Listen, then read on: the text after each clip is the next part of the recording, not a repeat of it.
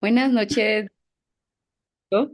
Y sí, estamos contentos. Es una serie linda que iniciamos hoy, cortita, pero ya empezamos a preparar nuestro corazón para ese tiempo de Navidad, que es un tiempo feliz, es un tiempo bonito. Y la Navidad es muy representada por la música, ¿no? Ahora que vamos a los centros comerciales, a todos lados, siempre está tocando una musiquita de Navidad. Mi mamá cuando vino a Ecuador, mi mamá no habla nada de español, ni entiende tampoco. Y yo intenté mucho, pero no obtuve ningún tipo de buenos resultados para que mi mamá aprendiera el español.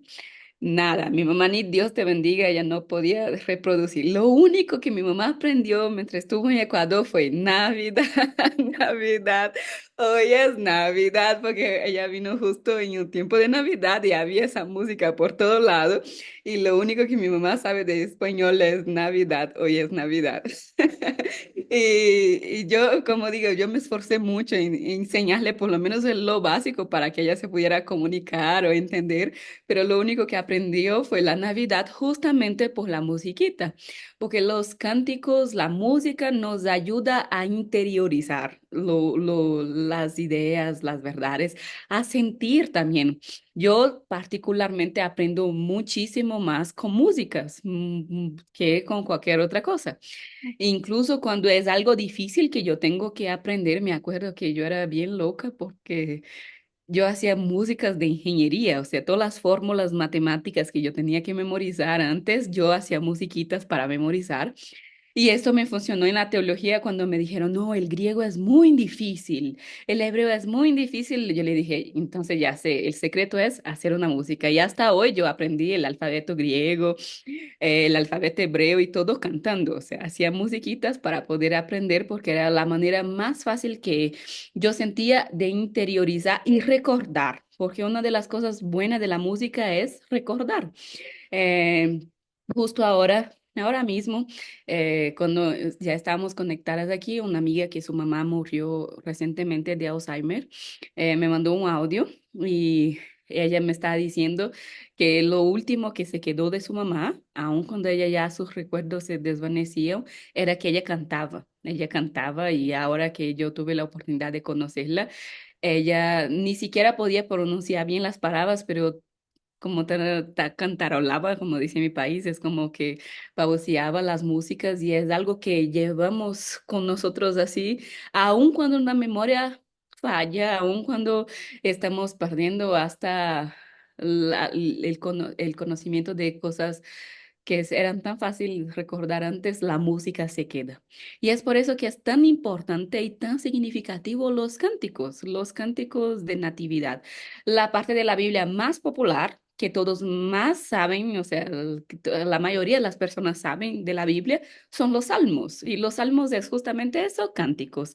Es la parte más que más tenemos facilidad de memorizar, de recordar, de aprender, más sencilla, más emocional. Y es por eso que vamos en este mes trabajar esos cánticos de natividad, como la Navidad es música, como por medio de la música podemos adorar a Dios, podemos expresar teología, expresar la grandeza, la grandiosidad de Dios. Y es tan lindo Lucas cuando él devuelve la felicidad, porque Navidad es esto, Navidad es Jesús llegó, el Salvador nació. Y después de 400 años sin profetas, sin alegría, sin promesas, de tristeza, viene la alegría de nuevo y junto con la alegría viene la música. Entonces la música regresa a la historia de salvación después de mucho tiempo y es por eso que no podemos subestimar lo bonito y lo profundo y la riqueza bíblica, espiritual, teológica que hay en estos cuatro cánticos. Son cuatro cánticos que tenemos en Lucas. Lucas es conocido como el Evangelio de la Navidad. El Evangelio es el más generoso en contarnos cómo fue la infancia de Jesús. Y a mí me gusta mucho porque Lucas dice que él investigó, que él habló con muchas personas, que él trató de rescatar esa historia de la manera más confiable posible, más responsable posible. Y él brinda, ¿no? El mejor contexto navideño que tenemos en la palabra es en el Evangelio de Lucas, donde encontramos los cuatro cánticos de Natividad que vamos a estudiar ahora en noviembre. Es el cántico de María, luego tenemos el cántico de Zacarías, que vamos a ver la siguiente semana. Tenemos el cántico de los ángeles, que es pequeño, pero también es significativo. Y por último tenemos el cántico de Simeón. Así que vamos a tomar una semana para cada uno de los cánticos y será un noviembre feliz. Será una serie feliz y de muchos cánticos. En mi país hay varias músicas de este cántico que vamos a estudiar hoy, que es el cántico de María, que es conocido también como Magnificat. Y ya vamos a entender eso. Es conocido aquí como Magnificat justamente porque esa es la primera palabra del cántico en latín, como en todo, cuando el cristianismo se volvió la religión oficial del imperio, se estableció la Navidad, la Biblia oficial que tenía era la Biblia en latín, y en latín la palabra empieza, o el cántico empieza con la palabra Magnificat, que significa grande es Dios, y entonces así es conocido por algunos el cántico de María. En Brasil, yo, en mi tierra, hay varias canciones que recuerdo que empieza, mi alma engrandece al Señor, alaba al Señor, mi espíritu se alegra en Dios, mi Salvador. Entonces hay canciones que cantamos. eh, Aquí en español no recuerdo haber cantado una así textualmente, la que es más cercana es grande, es del Señor y digno y muy digno de loor y la que cantamos, ¿no? Hay algunas que cantamos que, Señor, yo quiero levantar mi voz y agradecerte, es así cercano. Pero así tal cual yo no recuerdo me hayan enseñado aquí una canción, pero en mi país hay bastantes que cantan así textualmente el Magnificat. Y como mencionamos, Navidad es tiempo de alegría, Navidad es tiempo de recordar todo lo que Dios hizo en salvarnos, en venir, en nacer.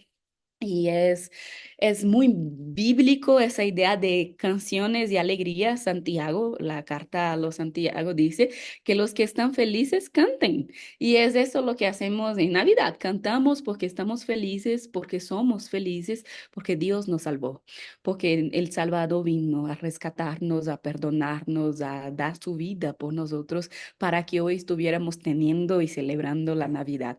Así que es muy válido, canten todo lo que puedan, festejen todo lo que puedan. Yo no soy, para mí tengo muchos problemas personales con la gente que es amargada en Navidad. Es como, y peor si es un cristiano. ¿Cómo es que un cristiano puede ser amargado en Navidad si es la mayor alegría de nuestra vida? Tenemos que celebrar y tenemos que hacer todo lo que nos pide la tradición.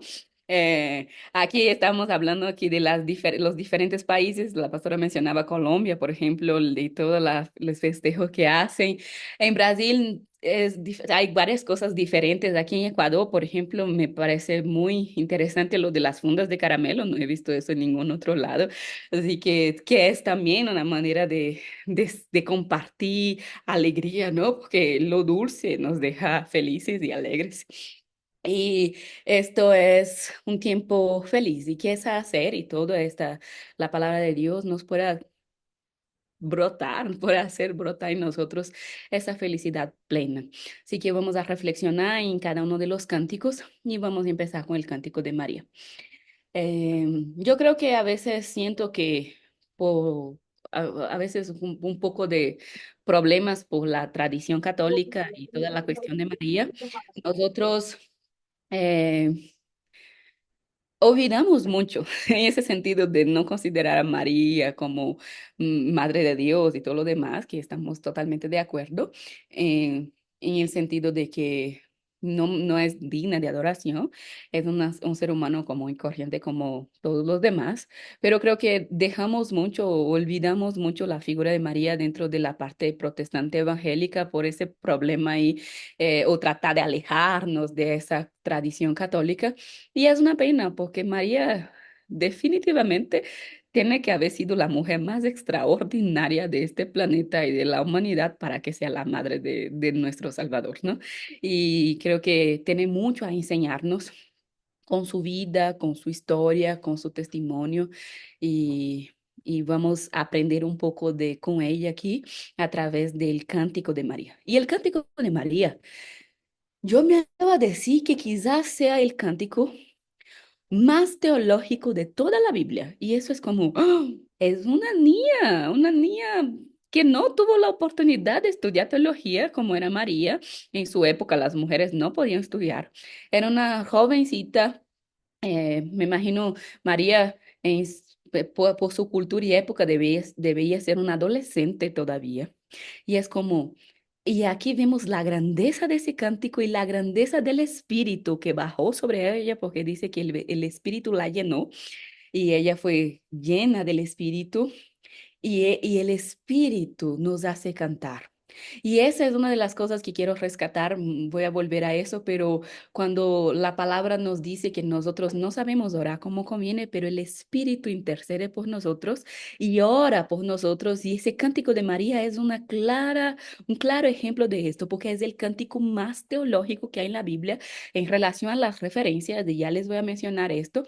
Y es como una niña sin estudios, pobre, adolescente, que compuso, cantó el cántico más teológico de toda la Biblia. Y solo ahí ya quedamos en esa belleza de hacer teología. Depende mucho más de estar lleno del Espíritu que de todos los años de estudios que hacemos en la academia.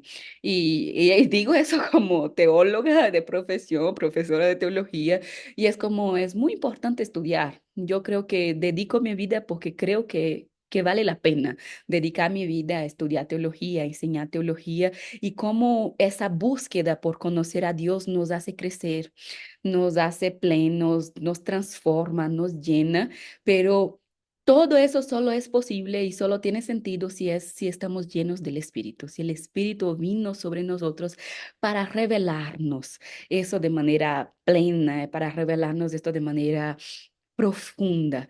No hay forma de hacer, de tener profundidad teológica sin el Espíritu Santo que nos guía, que es el que nos convence del pecado, de la justicia, del juicio, el que intercede por nosotros, el que nos consuela, el que nos transforma, el que nos hace tener el carácter de Cristo, el que genera en nosotros el fruto del Espíritu que es amor. Y de este amor nace alegría, por eso cantamos paz, bondad, dominio propio y todos los frutos que están ahí. ¿Por qué digo que es quizás el cántico más teológico? Porque en el cántico de María está un fragmento del cántico de Moisés, cuando ellos salen del Egipto y Moisés canta delante de Dios, uno de los clásicos de la Torá, es el cántico de Moisés y el cántico de María toma fragmentos textuales del cántico de Moisés. En el cántico de María también está el cántico de Ana, cuando Ana pide a Dios Samuel y que ella recibe, su oración es contestada, ella celebra y agradece a Dios y eso también es considerado el cántico de Ana. En el cántico de María también toma fragmentos textuales del cántico de Ana. Hay muchos fragmentos textuales de la Torá como tal. Incluso el Cántico de María usa todas las reglas, las palabras de la sabiduría judía antigua, de los salmos, de los proverbios, de la poesía hebrea. El cántico es eh, para ser cantado, obviamente, por ser un cántico, pero es una poesía. En sí mismo, él es una poesía con todas las características de poesía. Y eso en sí mismo, esa idea poética de Dios, ya nos da ese sentido de ternura que debemos tener cuando hacemos teología, ¿no? Esa idea de la felicidad, pero la idea de la ternura, de la belleza. Dios es bello, su creación es bella, lo que Él hace en nosotros es bello y es por medio de contemplar la belleza de Dios que vamos a poder vivir en un mundo tan feo como lo tenemos hoy. Eh, Esta semana yo estaba escuchando un podcast de un médico que es pastor y teólogo y él tiene un podcast increíble que se llama Divinamente, que es usando todos los recursos psicológicos y todo lo que él estudió como médico y uniendo a la Biblia y a la fe, y es bien bonito lo que él hace. Y en ese podcast de la semana de Divinamente, él estaba diciendo que nosotros cuando estamos muy angustiados, muy estresados, muy deprimidos, la mejor medicina para esto es la belleza. Es por eso que cuando yo estoy muy cansada, todo lo que quiero es viajar y al mar. Ay, yo me gusta tanto ir a la playa y a veces no necesito mucho más que sentar ahí y mirar. Es solo con solo de sentar ahí en la playa y mirar la belleza del océano, la belleza de la creación de Dios, es como, eso ya me va descansando, eso ya me va dando paz, eso ya va calmando mi corazón. Cuando estamos así, ay, estresados, angustiados, tristes, yo siempre me gusta ir a la montaña, a un campo, a una cascada y ver las aguas cayendo, los pájaros cantando, el verde, las montañas. Y esto es sanador. ¿Por qué? Porque la belleza sana. Y Dios nos, y el médico explicaba desde la parte científica cómo esto es terapéutico realmente, la belleza. Y es por eso que en la palabra de Dios podemos encontrar esa belleza, por ejemplo, en el Cántico de María, a través de la poesía, encontramos sanidad para nuestra alma, encontramos terapia para nuestro espíritu y Dios es bello y su palabra es bella y su creación es bella y que en este mundo tan angustiado y tan enfermizo y feo que a veces estamos estresados y agotados y angustiados, pues tomemos un tiempo para contemplar lo bello de Dios, de la vida, de su creación. Y ahora que estamos llegando al final del año, yo decía a Yuri, yo le dije, yo no sé si estoy terminando con el año o si el año está terminando conmigo.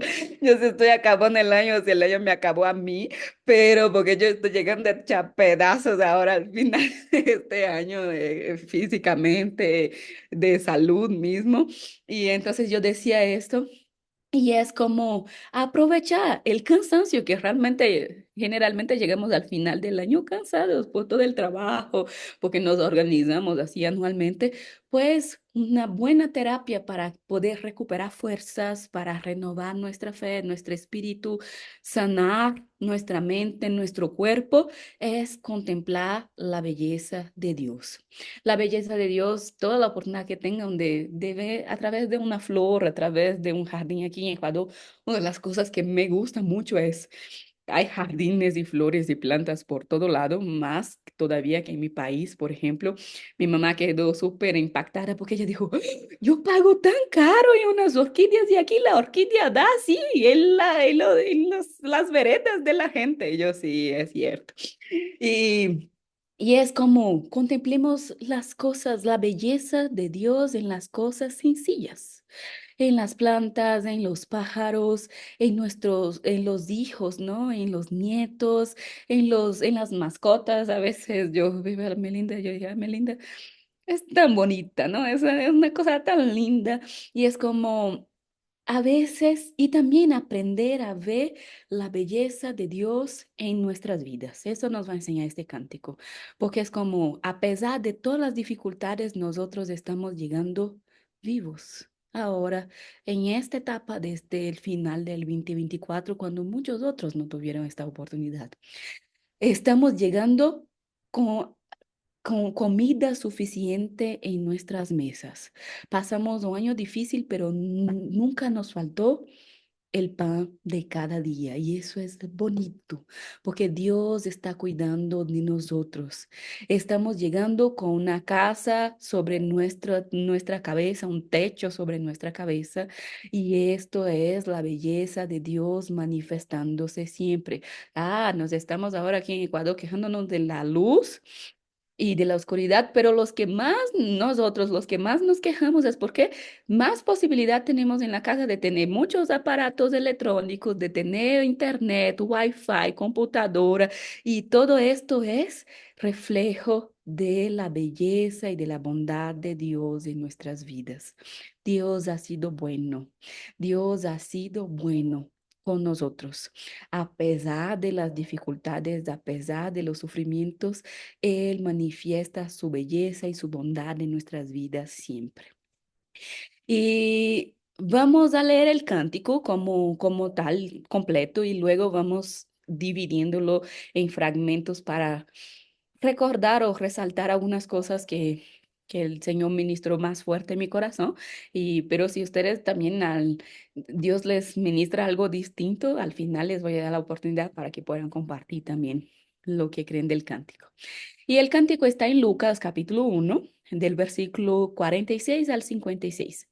Antes hay toda la descripción del ángel que se aparece a María, todo cómo María se va a la casa de Isabel y cuando ella llega allá, el niño salta de alegría y todo el relato de Natividad es lindo.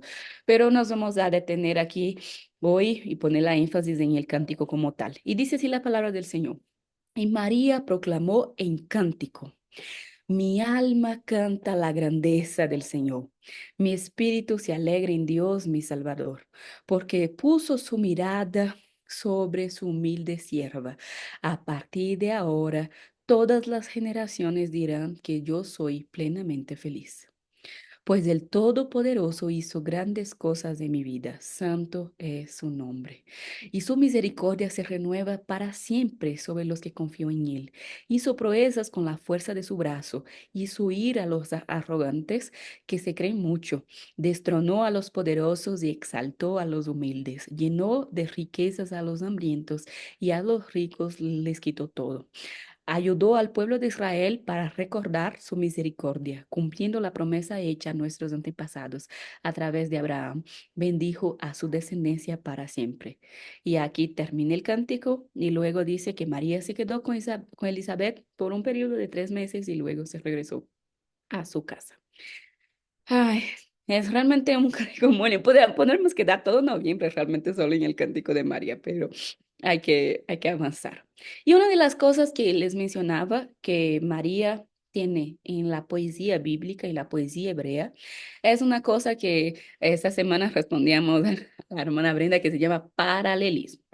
En mi país, una de las características, aquí también suele pasar, las características más fuertes de una poesía o de un poema es la rima. Cuando ponemos una palabra que combina con la otra y así vamos haciendo como algo poético con una cosa que rima con la otra, ¿no? Que conecta, que así no es muy, así no es en la poesía hebrea.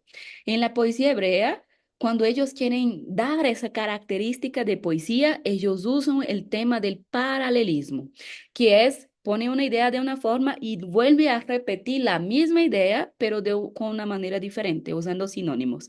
Pero por dos cosas. Primero, para esa repetición facilita el aprendizaje. Entonces, cuando se repite, es como refuerza.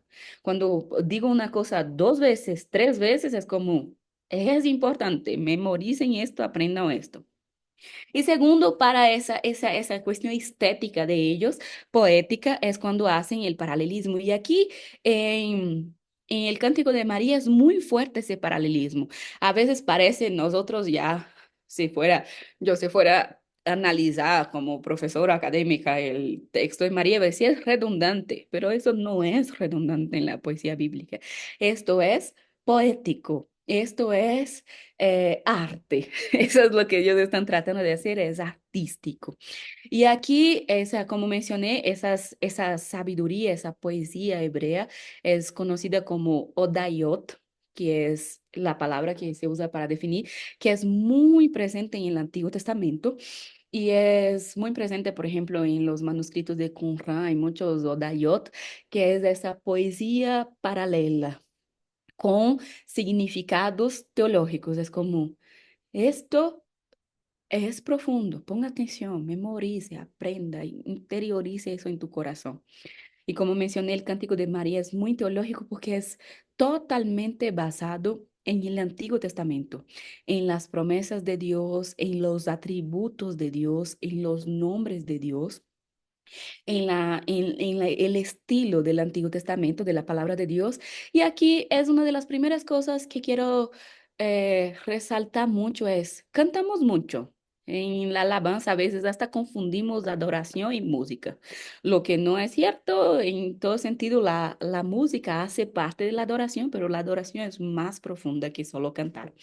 Pero cantar es una forma de conectarnos, es como que activamos una cosa ahí adentro de nuestra sensibilidad, algo es como que ablanda nuestro corazón y es por eso que cantamos, por ejemplo, en nuestra liturgia antes de la palabra y decimos, no, por medio de las canciones preparamos nuestro corazón para recibir para la palabra. Me gusta mucho esa idea. Yo participé muchos años en grupo de alabanza, no, no suelo cantar más mucho como cantaba antes, pero incluso cuando era después de la prédico, en un momento que quería que la gente llorara, yo no, vamos a cantar una nota con las músicas menores así, para hacer que la gente llore, porque la música tiene ese poder tan grande de que a veces ni siquiera hay una letra, solo con una melodía en notas menores la persona llora y se emociona, ¿no? Y tenemos músicas para todos los géneros, todo el tiro, pero es mucho más fácil yo llorar con una música, con cualquier otra cosa que nos pasa porque es esa parte sensible de nuestro ser. Pero quiero hacer una crítica muy grande a nuestra cristiandad porque hoy también nosotros nos enfocamos tanto en la melodía y, y estamos dejando a desear, como dice mi país, o sea, a veces nos falta bastante en la letra de lo que estamos cantando, ¿no? Y resaltamos mucho la parte emocional, pero a veces nos falta un poco más de la parte racional. Y a mí me gusta mucho cuando las músicas tienen letras profundas, que canta cosas importantes. Y esta, por ejemplo, a mí me gusta mucho el cantante colombiano de Santiago Benavides, porque yo le dije, a veces él me golpea duramente, es como, yo soy más ministrada por Dios que escuchar con una música de él que con una prédica de 50 minutos, porque su letra es, es profunda, es intencional. Y aquí una de las cosas que me gusta del Cántico de María es, ella cantó la palabra de Dios. Y esa es una cosa que tenemos que traer para nuestra vida. Cantar es importante. Es bueno, estoy hablando eso desde el principio, pero mejor todavía es cantar la verdad de la palabra de Dios. Cuanto más bíblicas sean las cosas que cantemos, cuanto más verdadera en relación a lo que a la voluntad de Dios, a la palabra, a las promesas, más edificante será esa música para nuestra alma. Y eso nos enseña María con su cántico. Ella no cantó cualquier tontera, ella no cantó cualquier bla, bla, bla. Ella cantó la verdad de la palabra de Dios, ella cantó el Antiguo Testamento, ella cantó las promesas, ella cantó la teología. Y eso es algo que tenemos que ser más exigentes con lo que cantamos, porque ¿qué es lo que estamos? Porque como mencioné, la música es un alimento para el alma, es una medicina para el alma. Entonces, ¿qué tipo de comida, con qué tipo de contenido estamos alimentando nuestra alma? ¿Con qué tipo de verdades estamos cantando? Y en la mayoría, o sea, muchas cosas que yo sé hoy de teología, de Biblia, son porque canto, porque aprendí la canción esa semana. Yo pasé cantando una canción viejísima, que yo creo que no hay ni música grabada de esa canción, que es En completa paz tú me guiarás, alejando todo mal de mí. Es una música bien antigua y yo pasé una semana turbulenta y por medio de esa canción de En completa paz, tú vas a guiarme, alejando todo mal de mí. Eso fue como que un consuelo, un abrazo de Dios a mi vida por medio de la verdad de esa canción. Así que prioricemos cantar canciones que tengan letras que edifiquen, que cantemos la palabra de Dios. El mismo Santiago, él grabó un disco que se llama Palabra Cantada. Santiago debía pagarme una comisión por toda la publicidad que yo le hago. Pero la cuestión es, él tiene un disco que se llama Palabra Cantada y es cantando la Biblia así, tal cual, versículo por versículo y me gusta mucho. Porque, por ejemplo, yo memoricé varios versículos en español, que yo sé la versión en portugués, por ese disco de Santiago, todo el libro de Romanos, yo me aprendí por cantar y es como, y se pega la canción y uno queda repitiendo la Biblia y la palabra de Dios y cómo eso tiene un poder transformador, edificante para nuestras vidas. Algo a veces tan sencillo. Betsy está aquí y Betsy siempre me dice, "Ay, a mí me gusta cantar alabanzas, esto me ayuda y es cierto, eso nos ayuda, eso nos sana, eso nos fortalece y la importancia de cantar verdades bíblicas y espirituales y adoración. Y ahí empieza el, como mi alma canta la grandeza del Señor. Y adorar, y mi espíritu se alegra en Dios mi Salvador.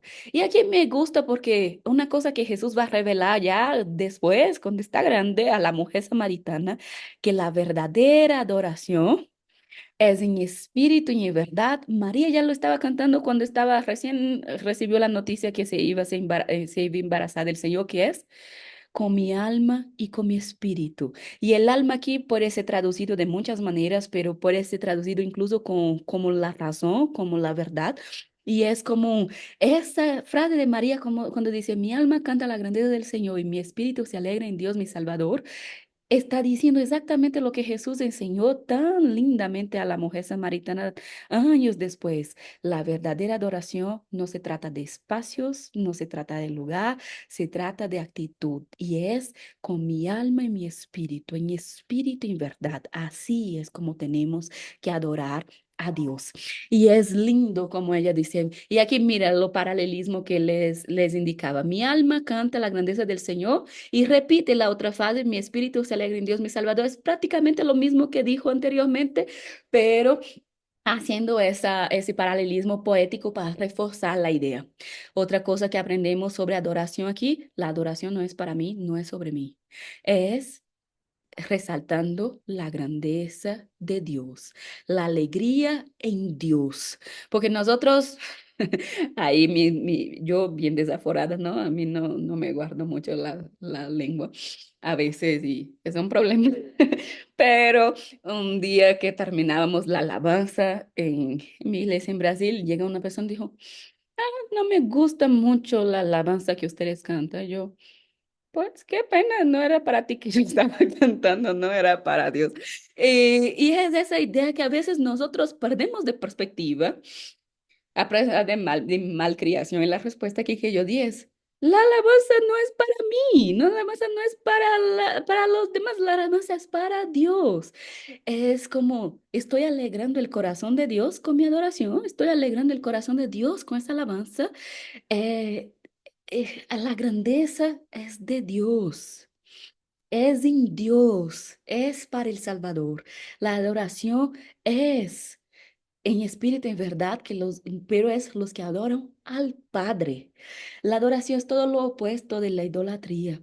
La adoración es conocer a Dios, y para adorar y para alegrar a este Dios y para engrandecer a este Dios.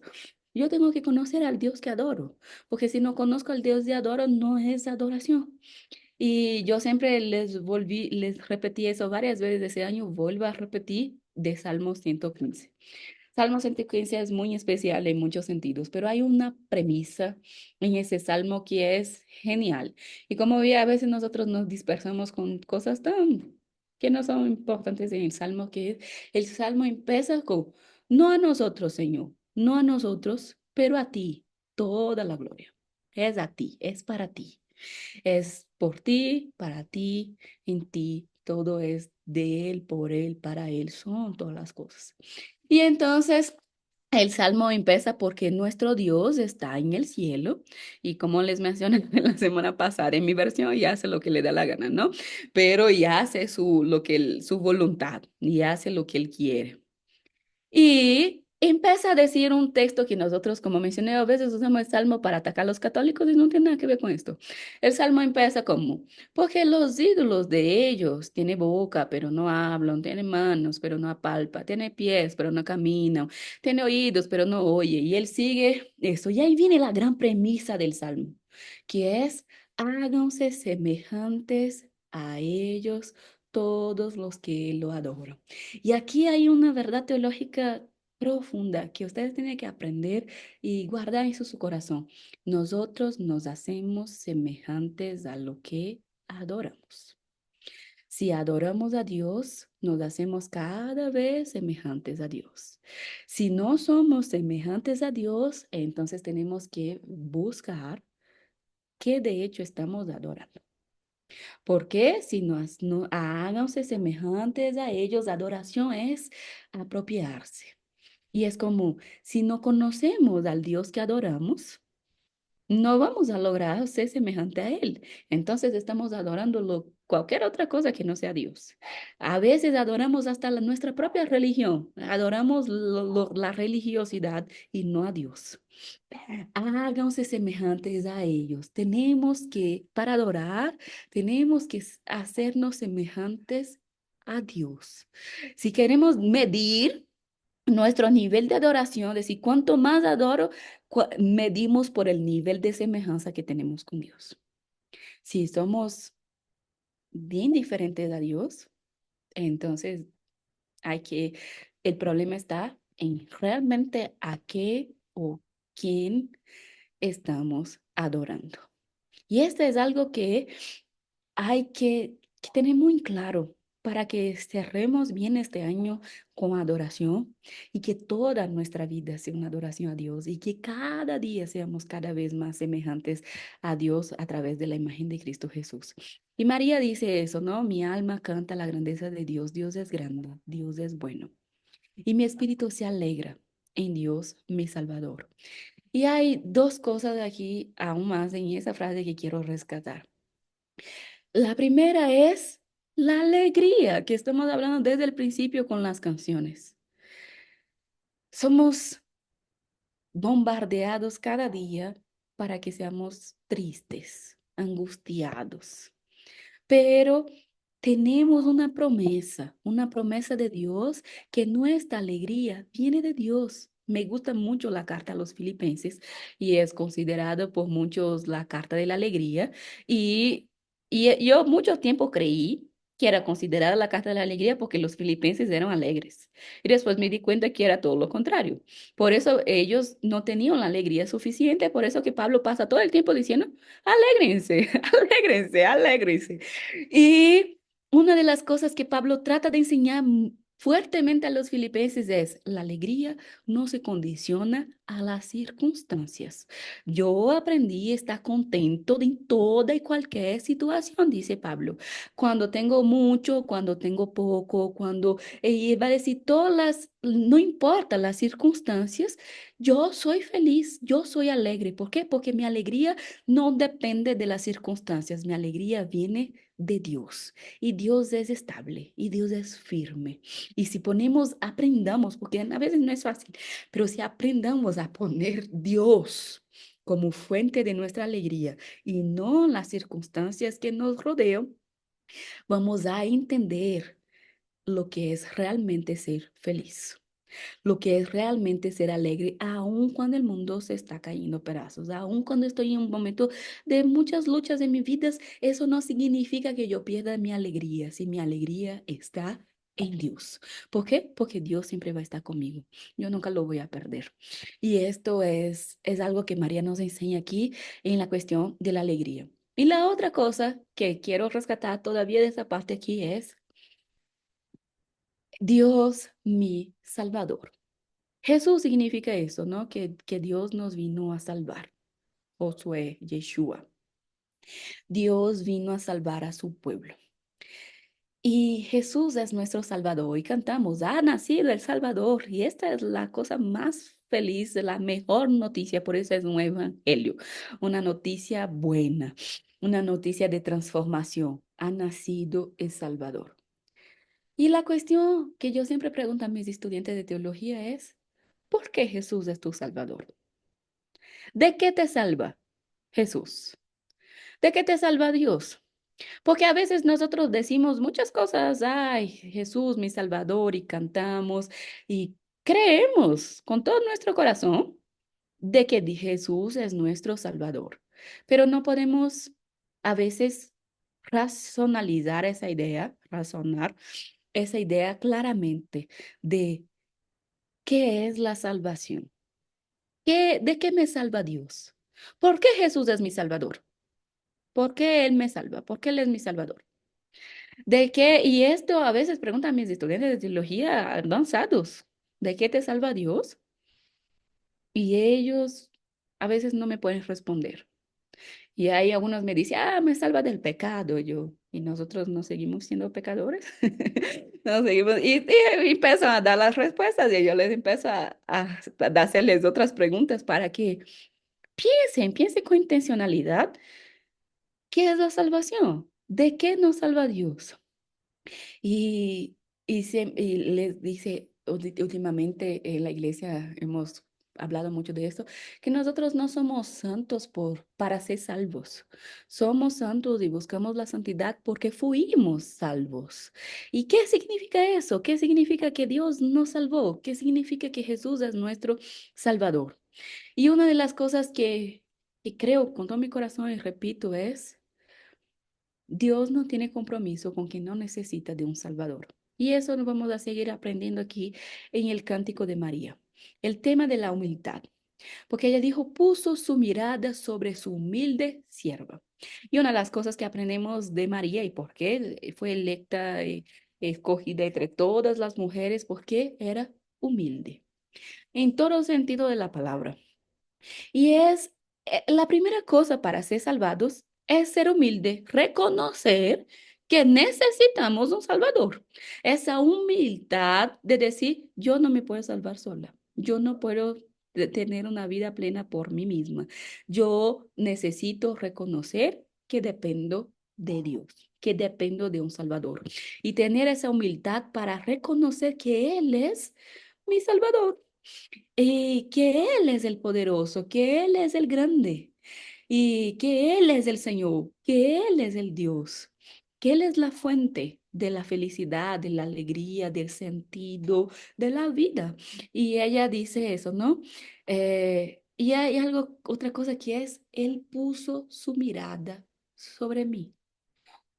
Y cuán lindo es este, que el Dios, el Todopoderoso, el Creador de todo el universo, se tomó la molestia de poner su mirada sobre mí. Eso es tan lindo, eso es tan especial. Hay esa canción que me gusta mucho, ¿no? Que se llama así mismo, creo que tu mirada, que sé que sé que tu fidelidad lleva mi vida más allá, pero es tus ojos revelan que yo nada puedo hacer. Y ahí, y esa música es linda, es un cántico que edifica nuestras almas porque es como, Él puso su mirada sobre mí. Y cuando Él pone la mirada de Él sobre mí, es como dice Apocalipsis, son ojos como llamas de fuego que viene penetrando hasta lo más profundo de nuestro ser. Ve cosas que yo ni sé que está ahí, ve cosas que ni yo no puedo ver sobre mí.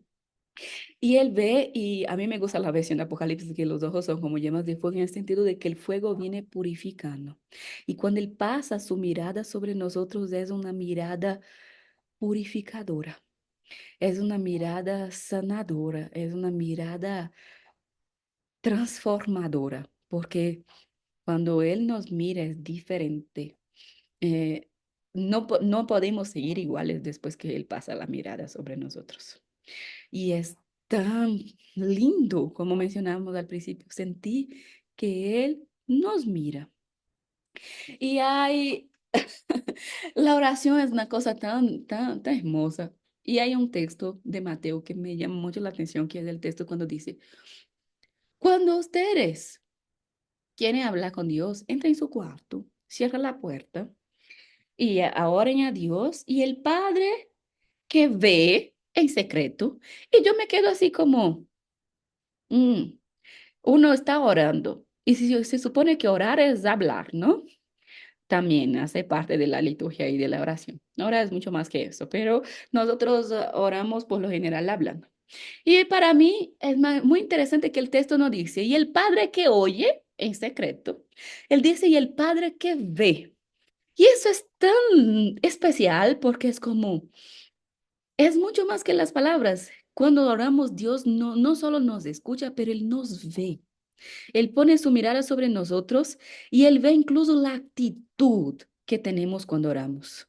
No solo escucha las palabras que balbuceamos y que salen de nuestra boca, Él ve. ¿Y Él ve qué? Él ve nuestro corazón.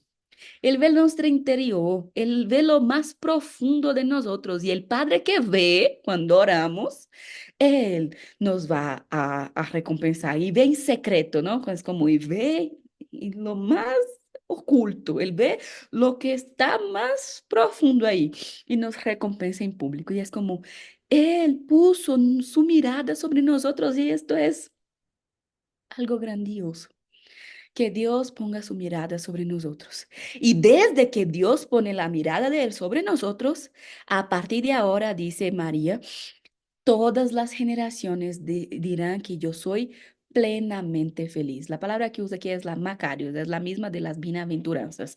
Algunas traducciones dice que yo soy bienaventurada, pero es como si Él pone su mirada sobre nosotros, porque fuimos humildes, porque encontró en nosotros la humildad de reconocer que necesitamos un Salvador, aquí está el secreto de la felicidad que ningún bestseller te vende.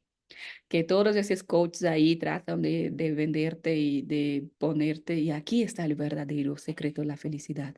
Cuando tengamos la humildad de reconocer que necesitamos un Salvador y Él pone su mirada sobre nosotros, aquí es generaciones, hay un legado aquí, como estudiamos en la serie pasada. Generaciones van a decir que yo soy plenamente feliz. ¿Por qué? Porque Él puso su mirada sobre mí. Qué lindo eso, ¿no? Y ella sigue, pues el Todopoderoso hizo grandes cosas en mi vida. Santo es su nombre. Y ella habla aquí de esa mirada, de ese encuentro. Hay, hay una canción que yo escuché, volví a escuchar a ella después de mucho tiempo esta semana, que dice, yo quedo pensando, ¿qué fue lo que vio en tus ojos la mujer en la multitud cuando era condenada, te encontró? Y la canción habla de cuando la mujer adúltera llega a llevar a los pies de Jesús en una situación de vergüenza, en una situación de pecado. Y Jesús la mira. Y la canción dice, ¿qué es lo que ella vio en sus ojos? Y la cuestión es, ¿qué es lo que vemos en los ojos de Dios? ¿Qué es lo que estamos viendo en la mirada de Dios? Y la idea aquí es, cuando ponemos atención en lo que, con que Dios nos mira, tenemos la humildad de reconocer, recibimos esa felicidad de parte de Dios, reconocemos también que Él hizo grandes cosas en mi vida. Y es esto, Dios está obrando en nuestras vidas cada día, cada prédica, cada oración, cada culto, cada buena acción que hacemos, cada abrazo, en cada día. Dios está obrando en nosotros. Y es como paremos a reconocer, a agradecer por lo que Dios está haciendo en nuestras vidas. Si paramos a pensar, ya estamos caminando hacia el final del año y es como, ¿qué fue lo que Dios hizo en mi vida este año? Y podemos hacer una lista. ¿Qué fue lo que Dios hizo en mi vida este año? ¿Qué fue lo que Dios hizo en mí? ¿Qué en este año? ¿Cuáles fueron las cosas que Él hizo? Y si ponemos a pensar, a reconocer, Dios hizo grandes cosas en nuestras vidas. Cada día Él hace grandes cosas en nuestra vida. Santo es su nombre. Y es, o sea, cuando reconocemos esto, reconocemos la santidad de Dios. Reconocemos ese Dios santo, poderoso. Y ella empieza a decir, cuando Él hace cosas en mi vida y cuando Dios hace cosas grandes en mi vida, logramos también pasar de esa dimensión individual a la dimensión comunitaria. Cuando reconozco y cuando Dios hace cosas en mi vida, yo incluso paso a lograr lo que Él hace a través de mí y lo que Él hace por todos. Y aquí ella empieza a decir, y su misericordia se renueva para siempre sobre todos los que confían en Él. Es como cuando yo entiendo que Dios hizo cosas en mi vida, Él me lleva a una dimensión más amplia de Él está haciendo cosas grandes para todos los que confían en Él. Su misericordia se renueva y eso es de los salmos, ¿no? Que cada mañana la misericordia de Dios se renueva de los profetas. Y a mí me gusta mucho esa semana. Ayer mismo hablábamos con Betsy sobre la misericordia y es como Dios todos los días que su misericordia se renueva, significa cada mañana, dice la palabra, todas las mañanas las misericordias se renuevan, cada nuevo día. Y lo que está diciendo es, todos los días Dios decide poner su corazón en nuestra miseria. Y eso es demasiadamente bonito. Todos los días, Dios, si la misericordia se renueva, significa que todos los días Dios decide poner su corazón en nuestra miseria. Todos los días Él va a estar ahí siendo fiel sobre los que confían en Él. Y no es un fiel indiferente, es un fiel misericordioso, empático, preocupado, amoroso. Y aquí empieza la parte del medio del cántico que dice, hizo proezas con la fuerza de su brazo.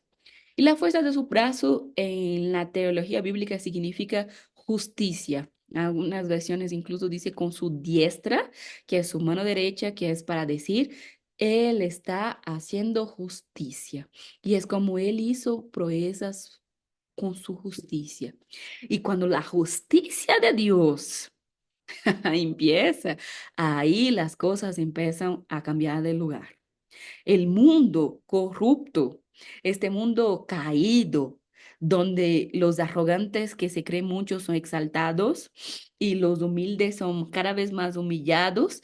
Aquí eso no es así cuando Dios hace justicia. Cuando Dios hace justicia, los que no reconocen que necesitan de un Salvador, que son los arrogantes, que se creen suficiente, que se creen mucho, él hace huir, dice la palabra. Él hace huir. La expresión del griego es como confunde, hace que se pierdan a los arrogantes. Están perdidos los que no logran reconocer que necesitan de un Salvador. Están perdidos los que no reconocen, que tienen la arrogancia de creer que pueden vivir por sí mismos, que pueden ser felices por sí mismos, que pueden vivir sin Dios. A esos son los arrogantes que se creen mucho y que dice que la justicia de Dios los va a hacer perder. Él va a destronar a los poderosos. ¿Por qué? Porque Él ejerce su trono sobre nuestra vida, sobre nuestro corazón y exalta a los humildes. Llenó de riqueza a los hambrientos y a los ricos les quitó todo. Ayudó al pueblo de Israel. Y aquí me llama la atención, algunas traducciones pone, ayudó a su siervo Israel. Y aquí yo fui a buscar ese término en el original porque justamente para comparar si es el mismo siervo que dice de María al principio cuando dice a su humilde sierva que usa el doulos y no lo es. Y la palabra que usa aquí para siervo es la palabra paidos. Y paidos puede ser mucho mejor traducida como hijos. De ahí viene pedagogía, por ejemplo, que es a los niñitos. Y cuando él dice ayudó a su pueblo Israel, puedo traducir también como ayudó a sus hijos, a sus pequeños hijos, para recordarles su misericordia. Y aquí es recordar que cuando Dios haga justicia en el reino de Dios, cuando Él destrona a esos poderosos y establece su trono, su reino en nuestro corazón, Él ayuda a sus hijos. Es ese Dios Padre, es ese Dios, y cuando Él es este Dios Padre, Él nos está recordando su misericordia. Y aquí hay dos palabras que me encantan juntas, recordar y misericordia. Porque siempre les comento que recordar significa volver a pasar por el corazón. Y misericordia es poner el corazón en la miseria del otro. Y cuando dice para recordarles a sus hijos su misericordia, aquí es lo que María está diciendo en esa frase aquí, esas dos palabras es, tenemos que volver a pasar por nuestro corazón que Dios pone su corazón en nuestra miseria. Y eso es tan lindo. Todas las veces que necesitamos, porque es como ayudó a sus hijos o a su pueblo de Israel. Los que necesitan ayuda es porque están pasando por alguna dificultad para necesitar la ayuda. Y todas las veces que estemos necesitando la ayuda de Dios y todas las veces que estemos pasando por momentos difíciles, pues recordemos lo que dice María en ese cántico especial. Volvamos a pasar por nuestro corazón que Dios no es indiferente a lo que estamos pasando. Volvemos a pasar por nuestro corazón que Dios pone su corazón en nuestra miseria. Y para terminar el texto, y para terminar el cántico, versículo 55 dice, cumpliendo la promesa hecha a nuestros antepasados a través de Abraham, bendijo a su descendencia para siempre. Y el cántico termina con esa bendición de apocalíptica, de que Dios cumple sus promesas. No importa ni cómo ni cuándo. Nuestro Dios es un Dios de alianza, nuestro Dios es un Dios de promesa. ¿Y cómo es que Él cumplió su promesa? Nació Jesús, enviándonos el Salvador, Él cumple sus promesas. Cuando dudemos en nuestro corazón de cualquier promesa, recordemos hay que tener Navidad. Cristo tiene que volver a nacer en nuestro corazón. Y hay algo que me parece que hace de María el ser humano más extraordinario de este planeta, después de Jesús, que es él cumplió las promesas, ella era plenamente feliz. Todo eso que tenemos aquí, que aprendimos en este cántico y podemos aprender con la vida de María. ¿Por qué? Porque de ella nació el Salvador.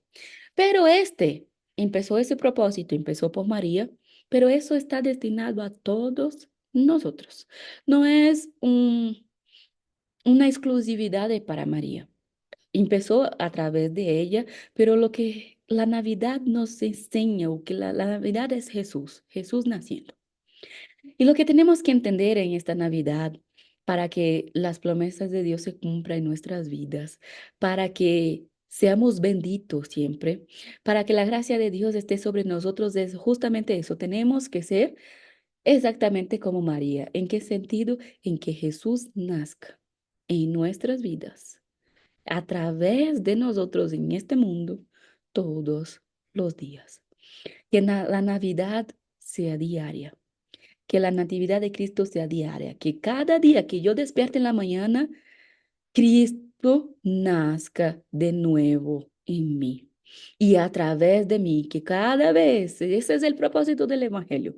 Pasé todo el año diciendo y voy a pasar toda mi vida diciendo esto. Este es el propósito del cristianismo, Cristo en nosotros, la esperanza de la gloria. Ser como Cristo, háganse semejantes a ellos todos los que lo adoran. Y es por medio de esa Navidad constante, es en ese ser como María, en el sentido de que por medio de nosotros nazca Jesús, nazca el Salvador, que somos cristianos. Cada día Cristo tiene que nacer en mí de nuevo y nacer a través de mí. Esa semana con Brenda grabamos el programa de nuevo nacimiento. Eso es el nuevo nacimiento. Eso es nacer de nuevo. Que ya no es yo que vivo, pero es Cristo naciendo en mí. Y que yo venga a ser Cristo para los demás. ¿Por qué? Porque si Cristo nació en mí, si en mi vida nace Cristo, yo a través de mí, Él se manifiesta para ser Cristo para los demás, para este mundo que tanto necesita.